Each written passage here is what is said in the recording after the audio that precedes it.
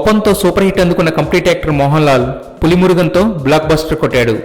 గట్టిగా గర్జించిన పులిమురుగన్ మొదటి వారంలో 25 కోట్లు కలెక్ట్ చేసి మలయాళ బాక్సాఫీస్ దగ్గర పాత రికార్డ్స్ అన్నీ తుడిచిపెట్టేస్తుంది.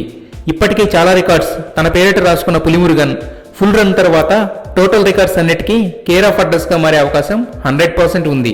అయితే అభిషేక్ ఫిల్మ్స్ ఈ cinema all India remake rights ని పెద్ద మొత్తానికి కొనుగోలు చేసింది. ఈ సినిమా తెలుగు తమిళ బైలింగ్వల్ రీమేక్ కి ప్రభాస్ ని, బాలీవుడ్ రీమేక్ కి సల్మాన్ ఖాన్ ని అనుకుంటున్నారట. త్వరలో ఈ మేరకు చర్చలు స్టార్ట్ అవుతున్నాయి. నేటివిటీ ప్రాబ్లం అస్సలు లేని గ్రాండియర్ హిట్ కాబట్టి, పైగా విదేశాల్లో షూటింగ్ చేయాల్సిన షెడ్యూల్ కూడా ఉండడంతో కావలసినంత లావిష్నెస్ తో సినిమాని తీయొచ్చు. సో ఒకవేళ ప్రభాస్, సల్మాన్ కూడా ఈ ఆఫర్ యాక్సెప్ట్ చేస్తే అక్కడే కాదు ఇక్కడ కూడా కొత్త రికార్డ్స్ కి లైన్ క్లియర్ అయినట్టే. అని గట్టిగా అరిశాను, వీడు పట్టరా వీడు అని చెప్పి చిరాగ్గా చూసాడు. ఏంటి అని చూస్తే వాడు చీజ్ క్యూబ్ కొనుక్కున్నాడు. ఆ చీజ్ క్యూబ్ నేను అడుగుతానేమో,